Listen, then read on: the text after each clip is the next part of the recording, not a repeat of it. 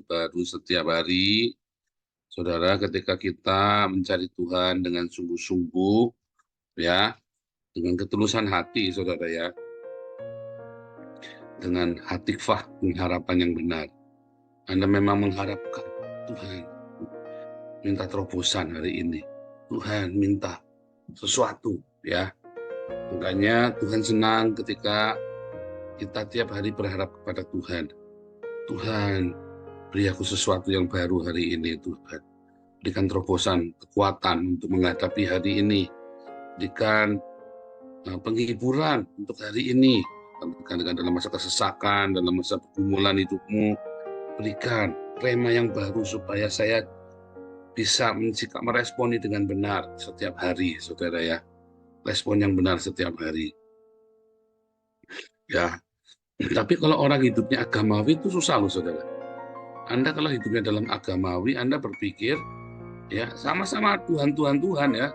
Anda sering ngomong Tuhan, Tuhan, Tuhan, Tuhan. Tetapi Anda sendiri waktu ngomong Tuhan, Tuhan itu garing, saudara ya. Anda lihat ya, setiap raja, setiap pemimpin punya penasihat rohani. Baik itu orang ateis sekalipun, dia ada penasihat rohani loh, saudara. Ya, orang ateis sekalipun dia punya penasihat rohani. Apa itu penasihat rohani?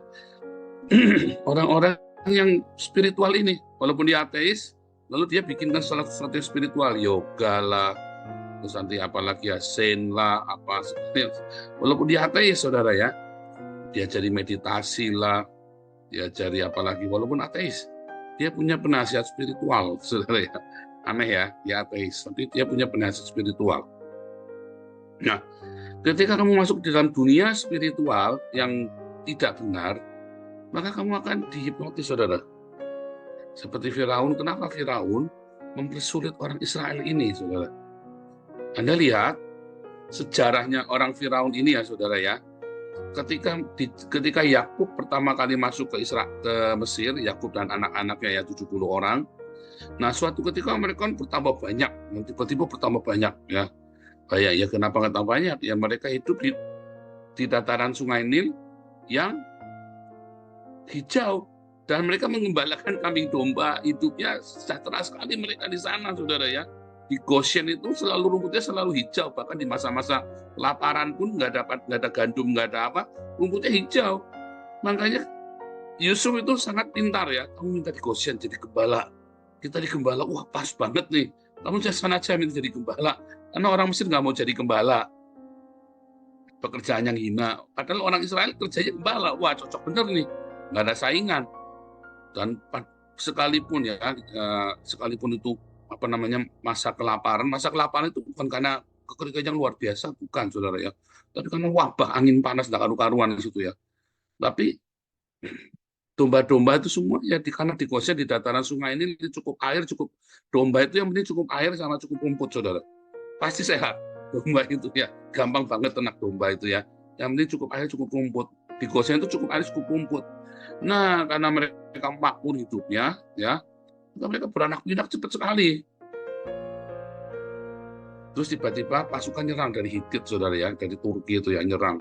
Wah, pasukan kerajaan besar perang, saudara. Mereka perang Mesir, Israel nggak mau ikut-ikut.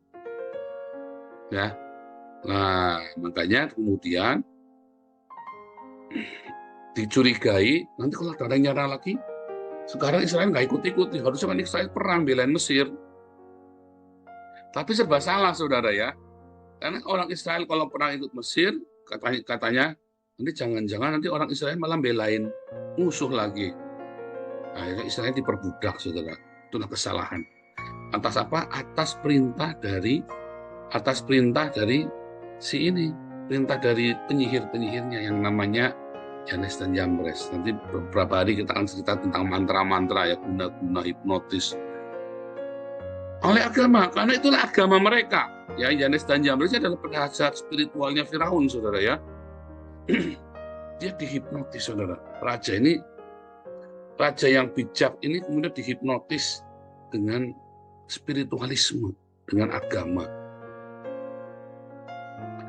Nah, itulah, saudara, agamawi, sifat agamawi. Sifat agamawi itu membuatmu tidak berpikir dengan akal sehat. sifat agamawi itu, ya.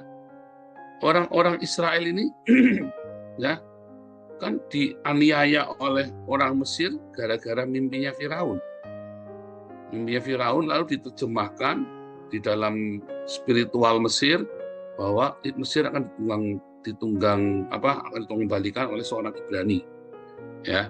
Makanya dicari semua anak-anak Ibrani, dibunuh semua, ya. Nah, itulah kisahnya, saudara, ya. Jadi seorang raja yang kemudian wisdomnya, hikmatnya itu ditutup oleh agamawi. Anda lihat orang negara-negara yang agamanya kencang, saudara, ya, negara-negara ini kan miskin, ya, karena hikmatnya, kecerdasannya ditunggangi oleh agama. Hidup kita sehari-hari juga sama. Kalau kamu masih agamawi, ya, maka kecerdasanmu jadi berkurang. Karena kamu agamawi, dikit-dikit agama, dikit-dikit Tuhan, dikit-dikit Tuhan. Lupakan, iya, kita harus mengandalkan Tuhan. Mengandalkan Tuhan itu bukan dikit-dikit Tuhan. Ya, dikit-dikit Tuhan itu maksudnya begini, ya. Nanti lata, ya, aduh Tuhan Yesus. Dikit-dikit, aduh Tuhan Yesus. Tuhan Yesus. Dikit-dikit, haleluya. Dikit-dikit, wah. Nah, itu tuh orang-orang itu orang-orang yang agamawi itu. Dan kemudian kalau ada orang ngomong, oh jangan, firman Tuhan bilang begini, oh jangan, kita ini orang Kristen, oh jangan. Nah, Anda amatin, ya. Karena apa, saudara? Karena gaya hidup orang Kristen itu bukan di omongan, tapi di praktek, saudara. Ya, gaya hidup orang Kristen itu bukan di omongan, tapi di praktek. Oh, saya doa, dulu pernah dia masuk sini nyelonong, ya. Coba kalian di sini ada nggak punya kehidupan doa pribadi? 1 jam saja ngajari kita di sini, ya. Pagi-pagi sebelum kita mulai. Saya bilang, waduh, di sini mah kita nggak ada ritual-ritual begitu. Saya bilang begitu, ya. Wah, orang ini kaget, ya, saudara, ya. Wah, kan kita perlu. Wah, itu ajaran lama, itu salah semua. Saya 3 jam sehari dulu, 4 jam saya dulu sehari doa, saudara, ya. Serius. Saya SMP, SMA itu sehari 4 jam, ya, saudara, ya. Selama 3 tahun jalan. Efek nggak? Enggak. Bikin saya jadi munafik. Ya, sekolahnya nggak karu-karuan. Bayangin sehari doa 4 jam. Ya, di sekolah saja dari jam 7, berarti dari jam 6 sampai jam 2 baru pulang. Tambah 4 jam, berarti jam 6. Ya, terus saya persekutuan doa sampai jam 10 malam. Belajarnya kapan? Udah gitu saya tiap sore masih bantuin orang tua, ya, kadang-kadang, ya. Jadi doanya tunda malam. Aduh, nggak karu-karuan tuh, saudara, ya. Salah, saudara, ya. Salah. Makanya ada orang yang ngajari ke gereja tiap hari kemarin, ya, di tempat TikTok itu, ya. Oh, saya sekarang ke gereja tiap hari. Oh, salah. Ke gereja seminggu sekali saja. Salah. Tapi saya haus firman Tuhan. Firman Tuhan kamu nggak usah datang ke gereja, kamu dengerin di YouTube. Coba bayangin kamu pergi setiap hari ke gereja. Waktumu habis di jalan, waktu kamu di gereja. Lalu kehidupan kamu yang lain seperti apa, coba? Tapi saya rindu, ya, kamu kalau rindu firman Tuhan, dengar YouTube, baca firman Tuhan sendiri. Karena yang paling penting kamu melakukan firman Tuhan. Ketika kamu jadi agamawi, kecerdasanmu langsung hilang, akal sehatmu hilang, saudara. Percaya saya. Berserah kepada Tuhan itu bukan kamu membabi buta pergi ke gereja, enggak, saudara, ya. Berserah kepada Tuhan, ketika kamu sudah melakukan yang terbaik dari hidupmu, lalu kamu serahkan sama Tuhan. Kamu doakan, Tuhan, aku sudah melakukan satu yang jujur, satu dengan kerendahan hati, ya, dan saya menghindari semua yang nggak baik, yang berliku-liku, ya. Kamu sudah rendah hati, ya, kamu sudah jujur, kamu sudah rendah hati, sudah jujur, sudah melakukan yang terbaik, lebih dari yang semestinya kamu lakukan. Setelah itu kamu serahkan sama Tuhan hasilnya. Itu namanya berserah. Bukan terus kamu udah serahkan sama Tuhan lalu kamu males-malesan. Banyak orang, ya, serahkan sama Tuhan lalu dia bermalas-malasan. Tuhan memberkati enggak? Banyak orang berpikir kalau kamu serahkan sama Tuhan tiap hari kamu berdoa, Tuhan akan memberkati kamu tanpa kamu harus bekerja. Itulah pikiran orang agamawi, saudara. Yang penting pelayanan di gereja. Yang penting berdoa. Kamu berdoanya berjam-jam, menikmati hadirat Tuhan. Nah, kemarin waktu di TikTok juga saya tanya ya, coba-coba kamu definisinya menikmati hadirat Tuhan. Ya, kita nyanyi menyembah Tuhan di kamar, salah kamu. Hadirat Tuhan, waktu kita sambil jalan pun kita merasakan hadirat Tuhan. Kamu merasakan damai sejahtera, bahkan di dalam tekanan, di dalam fitnahan. Ya, begitu saya lepas, begitu saya nggak berdoa lagi, saya ketika difitnah saya jadi pemarah, jadi, nah, delusi. Saya ulangi ya, kamu tiap hari menyembah Tuhan. Wah, pas menyembah Tuhan, terus kamu difitnah, untuk kamu menghadapi masalah, terus kamu senang, kamu berdoa lagi. Itu kan diajari di gereja kan begitu kan. Terus kalau kamu lupa berdoa beberapa hari, kamu jadi panasan tuh, jadi kalap tuh, mengamukan. Itu delusi, saudara. Itu kamu tidak merasakan hadirat Tuhan. Kamu itu ngawur, itu salah, saudara, ya nggak begitu. Saya dulu diajari juga begitu. Masuk kamar sembahyang, berdoa. Ya, 3 jam katanya Ishak Leo dulu kan, 4 jam sehari. Siapa yang doa 4 jam sehari? Pak Alex ya. Pak Ishak Leo itu 6 jam sehari. Pak Alex itu 4 jam sehari nyembah Tuhan. Saya dulu diajarnya begitu. Nah, itu wajah tetap panas, saudara ya. Saya sampai SMA tetap beringas, saudara ya. Tetap panasan saya. Saya baru tahu yang namanya hadirat Tuhan itu bukan seperti itu. Hadirat Tuhan itu ya, karena kamu hidup memutuskan ya untuk menyerahkan. Bukan di kamar, saudara. Tahunya kamu sudah menyerahkan ketika kamu menghadapi. Kamu di kamar itu ya 1 jam paling lama, saudara. Pergumulan hidupmu, meditasi, kamu tenang, membaca firman Tuhan, meluangkan waktu. Tapi jangan berlama-lama, kamu harus kerja. Makin lama kamu bersama dengan Tuhan, kamu kerjanya sedikit saja. Itu saya dulu diajarnya gitu. Salah, saudara ya. Kamu kerja di kamar, kamu 1 jam saja. Ya, baca firman Tuhan, kamu renungkan, ya, tiap malam, ya, kamu renungkan, atau tiap pagi, kamu ada waktu. Atau, ya, di dalam waktu kamu kesendirian, kamu kapan? Waktu setir mobil. Saya mah, kalau setir mobil, saya sambil dengarkan firman Tuhan, ya, sambil nyembah Tuhan. Senantiasa itu yang namanya hadirat Tuhan, saudara, ya, senantiasa. Bukannya berjam-jam di dalam kamar, ya. Bukannya berjam-jam di dalam kamar. Ada masanya kita retreat, ada masanya ya. Tetapi bukan tiap hari kamu berjam-jam, kan, saudara. Karena kekristenan adalah kehidupan kita. Bukan ritual yang kamu di dalam kamar itu, tetapi ketika kamu keluar menghadapi orang, kamu merasakan hadirat Tuhan. Ketika kamu memutuskan, saya akan meresponnya dengan mengalah. Jadi kamu setiap hari pun, ya, menghadapi serangan-serangan itu, kamu bisa punya hati yang rela. Sehingga otakmu selalu sehat, waras. Saudara. Ketika kamu dengan agama, ya, otak kamu nanti tidak waras, saudara. Kamu tidak tahu bagaimana harus bekerja, kamu tidak tahu bagaimana harus bertindak. Karena kamu dipenuhi dengan agama. Namanya shortcut, saudara ya. Orang yang dipenuhi dengan agama itu nggak tahan dengan proses. Ya, dia maunya shortcut tapi nggak dapat, lalu dia mencari pembenaran agama lagi. Jangan, ya. Kalau ada doamu, ya, nggak dijawab-jawab sama Tuhan, bisa jadi memang karena doamu yang salah. Ya, kamu berhenti, kamu introspeksi dulu. Ya. Kadang-kadang, ya, kita imani saja. Kayak kemarin ya, si Muga Tambunan masuk ke masuk ke TikTok. Ada orang berdoa syafaat melihat Muga Tambunan pakai Rolls Royce. Sebentar. Memang di surga ada Rolls Royce. Saudara, Yesus aja naiknya awan-awan kok, ini pakai Rolls Royce, saudara. Yesus aja di awan-awan, ini pakai Rolls Royce, saudara, katanya. Sebentar. Itulah yang selama ini kita pikirkan, kan? Kenikmatan seperti itu. Oh, kita harus diberkati dengan kenikmatan, ya. Seperti Abraham, berkat Abraham. Sebentar, Yesus aja di dunia naiknya keledai.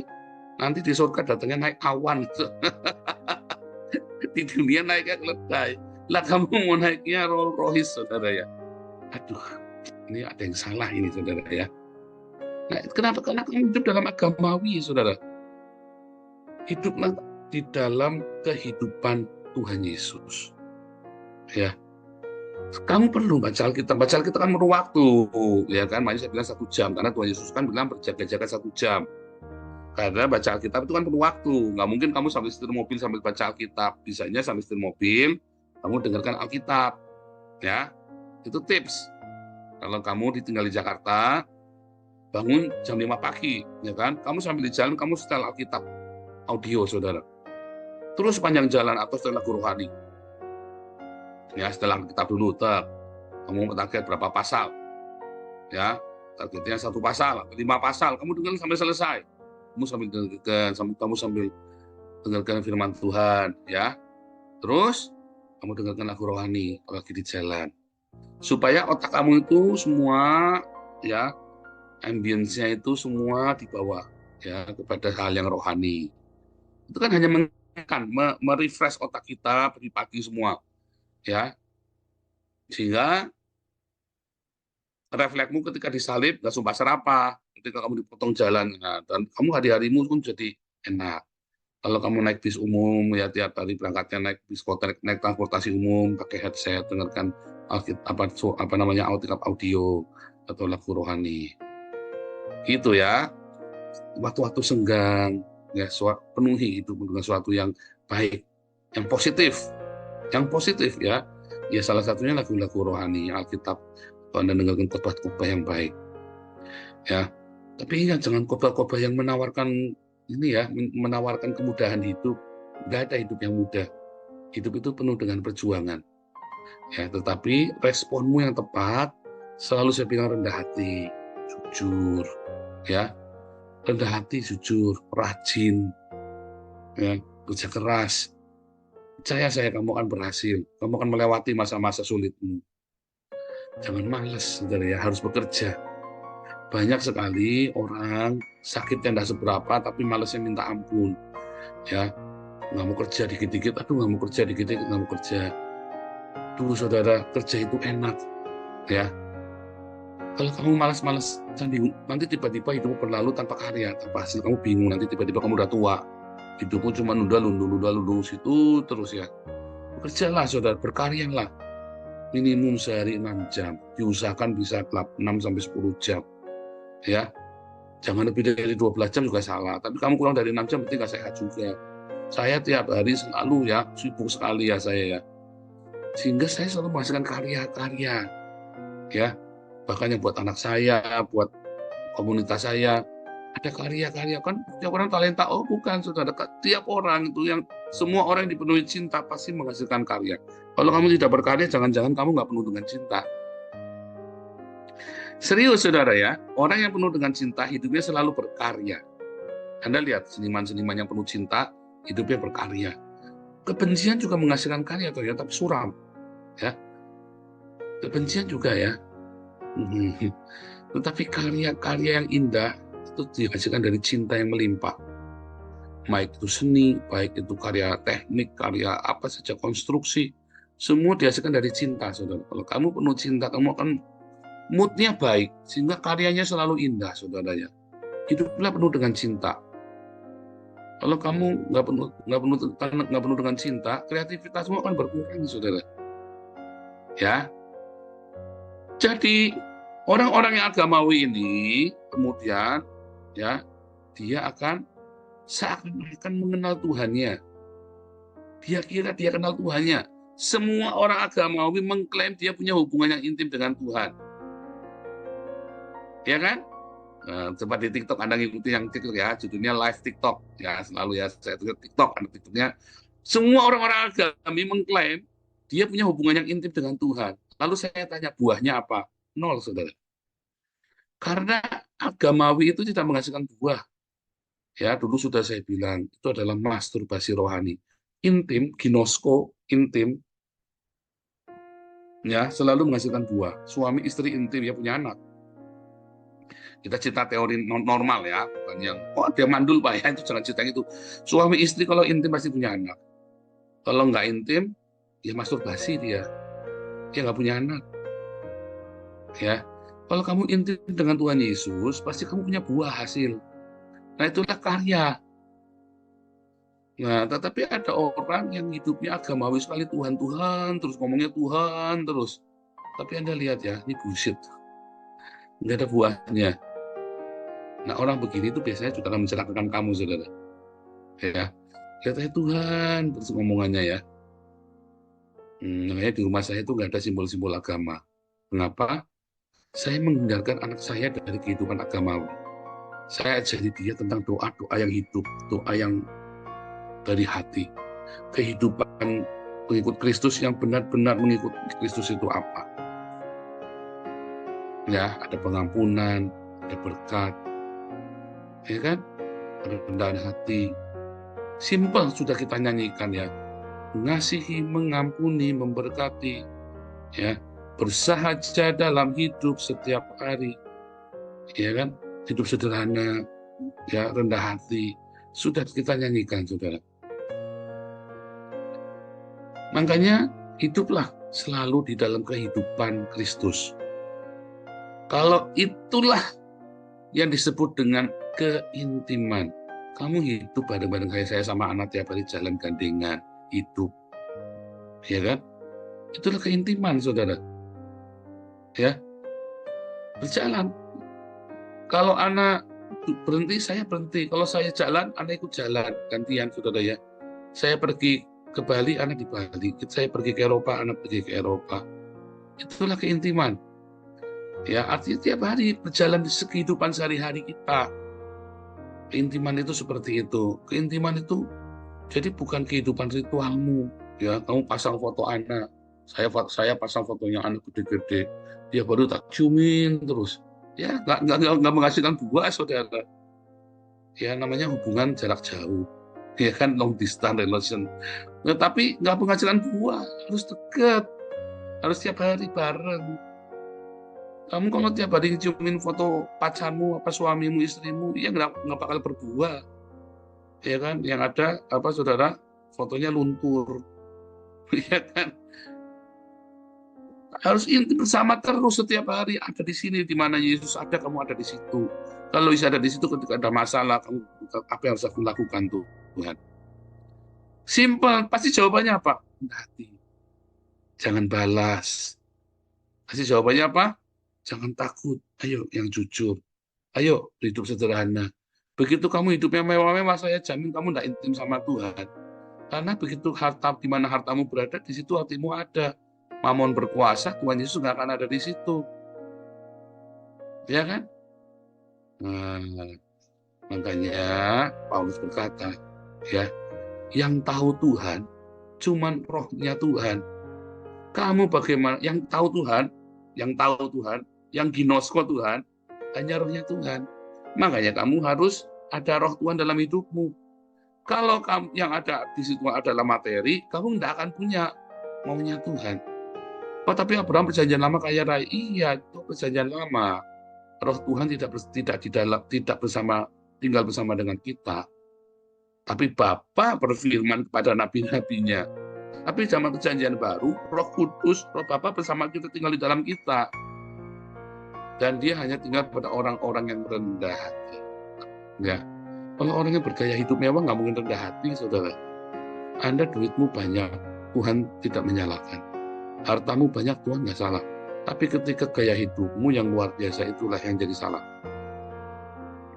Orang-orang yang intim dengan Tuhan, gaya hidupnya akan simpel, sederhana, saudara. Serius, saya sudah banyak ketemu orang-orang kaya yang lahir baru. Begitu dia lahir baru, dia langsung gaya hidupnya jadi sederhana. Kamu lihat pendeta-pendeta yang parlente, saya jamin dia tidak intim dengan Tuhan. Oh, menghakimi? Iya, saudara, itu firman Tuhan yang bilang. Orang-orang yang bergaya hidup mewah itu tidak ada Tuhan di dalamnya.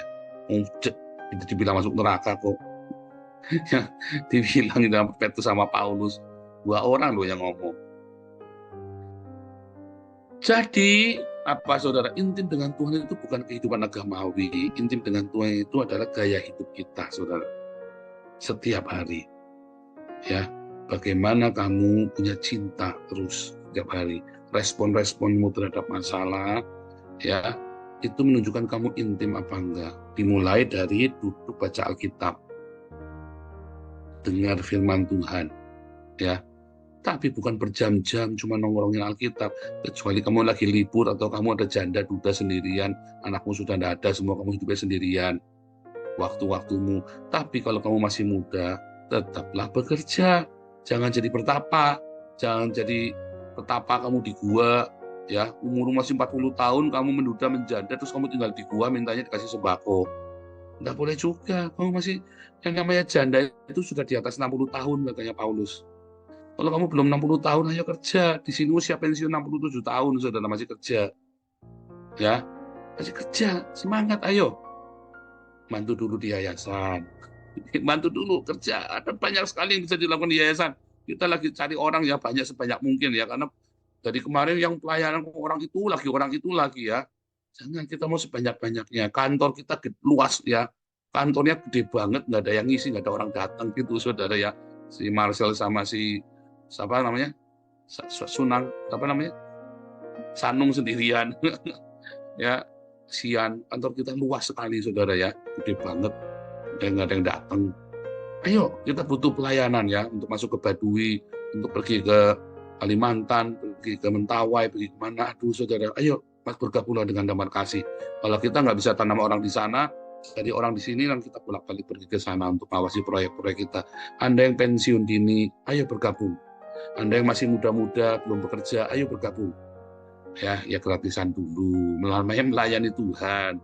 Tapi kan yang penting ongkos pergi ke sananya dibayari. Tuhan Yesus memberkati.